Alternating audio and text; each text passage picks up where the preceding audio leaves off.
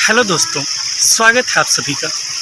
किसी भी YouTube channel के बारे में कुछ बोलना हमारा कभी उद्देश्य नहीं होता है, लेकिन जब लोग इस बात पे उतर आए कि 7वें चरण प्राथमिक बहाली को फंसाने पे आ गए हैं, तो ऐसे में इनका पोल खोलना जरूरी हो गया।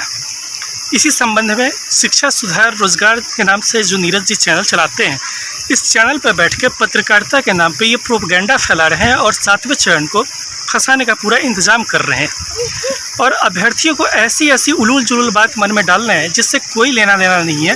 तो आइए इनकी ऐसी ही बातों को हम लोग साथ में लेकर चलते हैं और देखते हैं कि किस तरह से ये 7वें चरण की बहाली को फंसाने का पूरा प्रयास कर रहे हैं। आइए तथ्यों पर ध्यान देते हैं। ये है केस नंबर CWJC 19/164 साल है 2021 का, जो कि नीरज जी द्वारा किया गया था। और इसलिए किया गया था, पूरा तो आप जजमेंट देख सकते हैं जज साहब का, लेकिन पूरा नहीं बताते हैं, आपको कंक्लूजन बताते हैं। नीरज जी जो है ये STT में 76 नंबर है इनका। STT परीक्षा में इंग्लिश सब्जेक्ट है इनका, और इस सब्जेक्ट में सब्जेक्ट से कम लोग क्वालिफाई हैं। अगर चाहें ये तो ऐसा हो सकता है कि इनकी नौकरी एकदम सुनिश्चित हो सकती है, इसमें कोई संदेह की बात है ही नहीं। लेकिन ये किस तरह से प्रयास कर रहे हैं, इन्होंने सबसे पहले मेरिट की तरफ से केस किया।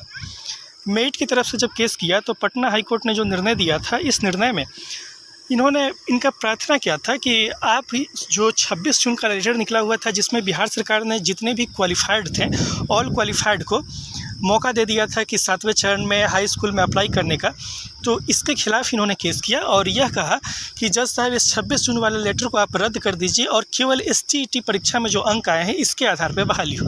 हमें कोई समस्या नहीं, आपने STT का एग्ज़ाम दिया है, हमें उससे क्या दिक्कत है। लेकिन जज साहब ने कहा कि ऐसा नहीं होगा। स्पष्ट है इस फैसले में, आप नीचे भी देख सकते हैं, आपको दिखा देते हैं। जज साहब ने स्पष्ट कह दिया कि नियम बनाने का जो काम है ये सरकार तय करेगी, नियम बनाने के लिए हम सरकार को दिशा निर्देश नहीं दे सकते हैं। इनका ये जो केस था इसको रद्द कर दिया गया।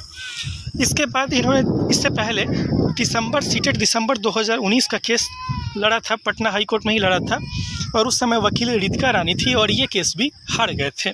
ठीक है, ये खुद STT के अभ्यर्थी है। इन्होंने सीटेट की परीक्षा कम से कम जुलाई 2019 तक तो पास नहीं ही की थी, क्योंकि अगर जुलाई 2019 तक पास किए रहते तो 6ठे चरण में इनका हो गया रहता कहीं न कहीं।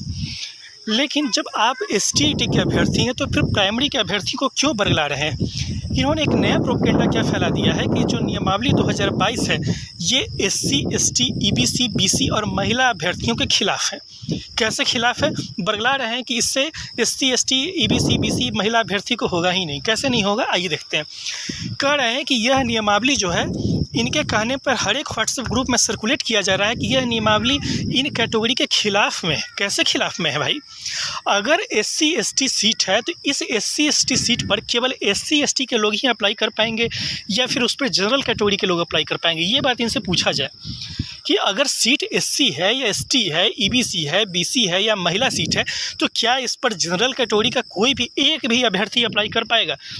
ये तो कभी अप्लाई ही नहीं कर पाएंगे। यह तो विरोध में है कि आरक्षण के नियम के विरोध में हो जाएगा। तो कहने का मतलब है कि SC सीट पर SC कैंडिडेट का मुकाबला SC कैंडिडेट से ही होने जा रहा है, ST सीट पर ST कैंडिडेट का मुकाबला ST कैंडिडेट से ही होने जा रहा है। तो फिर इस बात की परेशानी क्यों, यह भ्रम क्यों फैलाया जा रहा है कि SC, ST, OBC, EBC, BC महिला का नहीं होगा?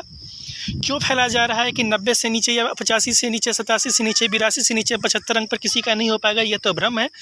क्या सरकार ने ऐसा कह दिया है कि इतने नंबर पे लोग अप्लाई नहीं कर पाएंगे? क्या लिखित में उस नियमावली में कहीं भी एक भी नियम है कि इतने कम नंबर पे लोग अप्लाई नहीं कर पाएंगे?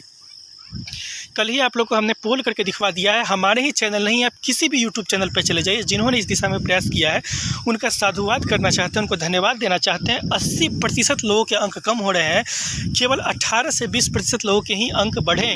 और याद रखिए, बढ़े हैं में वो लोग भी टिक लगाते रहे जो बीटेट वाले हैं, क्योंकि इनको पता है अगर हम बढ़े हैं में टिक लगा देंगे तो इससे क्या होगा कि आम अभ्यर्थियों के मन में डर होगा, और डर होगा तो हमारा एक सीटेट होगा, और सीटेट होगा तो हम भी शामिल हो जाएंगे। याद रखिए, नियम बनाने का काम आप सरकार पर छोड़ दीजिए कि कौन सी नियमावली वो तय करती है। इस चक्कर में अगर आप पढ़ेंगे तो STT का हाल आप देख चुके हैं कि मेरिट नॉन मेरिट के चक्कर में 3 साल हो चुका है। और ऐसे लोग जो खुद STT की परीक्षा पास किए हैं, STT का उनको उसमें हाई स्कूल में नौकरी पर जाना है, वो आज प्राथमिक के मसीहा बनने चले हैं। कैसे हो सकता है, आप ही बताइए। इसीलिए कहते हैं कि इनके जो ये तर्क है, इस तर्क को आप लोग काटिए, ये प्रोपेगेंडा फैला रहे हैं और यह उचित बात नहीं है। इसलिए आज ये वीडियो बनाने की ज़रूरत पड़ गई। कोई भी अभ्यर्थी, चाहे वो सामान्य अभ्यर्थी हो या SC हो, ST हो, EBC हो, BC हो, महिला अभ्यर्थी हो, इनके बात में मत पड़िए। 3 साल बहाली फंस चुकी है ऑलरेडी। अब पढ़िएगा तो 1 साल 1.5 साल और ऐसे ही आसानी से निकल जाएगा और पता चलेगा तब तक बहुत लोग की उम्र भी ख़त्म हो गई और कंपटीशन भी बहुत ज़्यादा बढ़ गया। स्पष्ट जान लीजिए, SC सीट पर मुकाबला SC से ही होना है। किसी भी जनरल कैटेगरी को के कैंडिडेट को वो SC सीट नहीं दिया जा सकता है। जब दिया ही नहीं जा सकता है तो फिर इसमें परेशान होने की बात ही कहाँ।